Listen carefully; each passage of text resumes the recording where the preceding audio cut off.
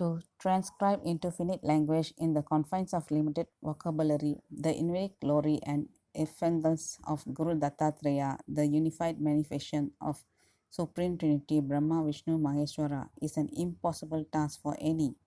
Even the Vedas failed and best a retreat, faltering an excuse, not this, etc.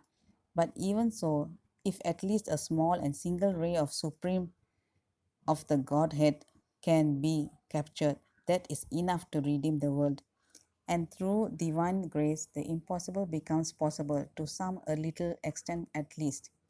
Saraswati Gangadhara, the blessed devotee of Dattavatara, Sri Narasimhan Saraswati, before setting out to write the sacred Guru Charitra, the life story of the avatar, invokes the grace of Lord Ganesha. Without Lord Ganesha's grace, nothing can be achieved. He is Mangalamurti, the embodiment of all the auspicious attributes and the abode of all auspiciousness. He is most easily pleased, responds intensely, and bestows his grace ever readily on whoever calls out to him. He makes the impossible possible. With his grace and help, the sage Vyasa could compose the incomparable and monumental Mahabharata, the ever greatest of the epics. Saraswati Gangadhara extols Lord Ganesha as follows. You are the remover of all obstacles. You keep your large fan like ears always waving. The air waves produced thereby drive away all the obstacles in the path of your devotees. In your stomach rest all the worlds, and that is why you are extolled as Lambodara. Even all the gods have to worship you alone first, before undertaking any of their divine tasks. I pray you have to bless this venture of mine and help me through. Next, Saraswati Gangadhara invokes the grace of Mother Saraswati, the bestower of all knowledge and wisdom. He prays, O Mother, you are the mother of all the Vedas. Without grace, man cannot pronounce even a syllable. You are the life force behind the sound faculty of men.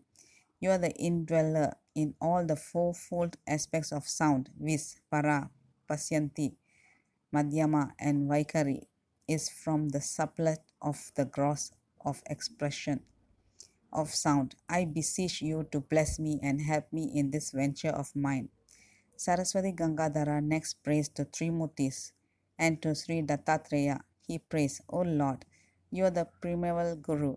You are the one who incarnated in the Kali age as Sri Narasimha Saraswati to redeem people from the ignorance and the ills.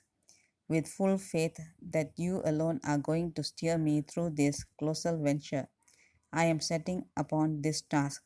It is like the child trying to catch the moon by stretching out its hand. But even so, I have complete faith in you that you will help me through.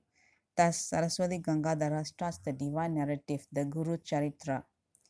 As a prelude, he gives a brief account of his lineage and of his immediate forebears. He belongs to the Kaundiya Gotra.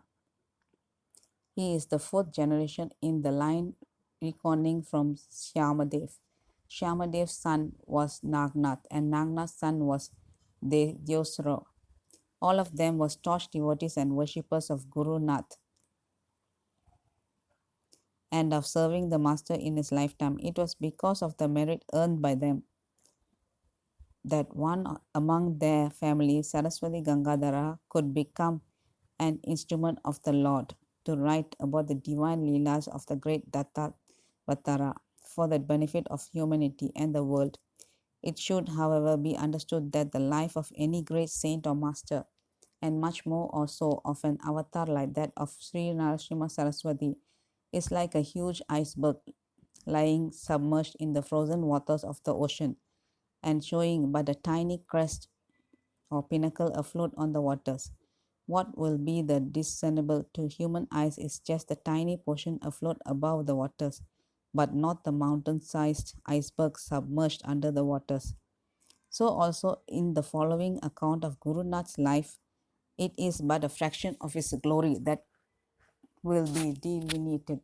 It is impossible for any to describe the avatar's full glory. He is mystery beyond all human comprehension. Now begins the sacred Guru Charitra narrative. There was once a devotee by the name of Namdarak, who had a great yearning to visit the holy Gangapur for darshan of sacred Guru Padukas, the Nirguna Padukas of Dattavatar, Sri Narasimha Saraswati Deva, enshrined here. He had heard much more authentic anecdotes, how Guru Nath continues to shower his grace on all seekers, even after his Mahaprasthan, and that a pilgrimage to Gangapur is sure to soothe the mind, to satisfy the yearnings of the heart, to quench the thirst of the shoot, and to allay the hunger of the spirit from all the devotees. With great expectations and hopes, Namdarak set out from his far off village to Gangapur.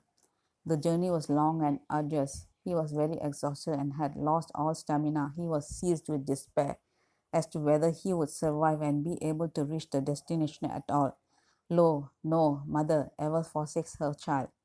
The cow comes seeking its calf. Namdara has a wondrous dream. Guru Nath in his Sri Narasimha Saraswati Deva stood there before him, casting his benevolent looks upon him and placing his hand on his Namdarak's head as a token of his blessings. Namharak's joys knew no bounds. He fell at Guru Nath's feet. He sang out long hymns of praise to the Lord. He offered mental worship to him. He collected the dust from under the feet of the Lord and smeared it on his own forehead and all over his body. He was overwhelmed with joy.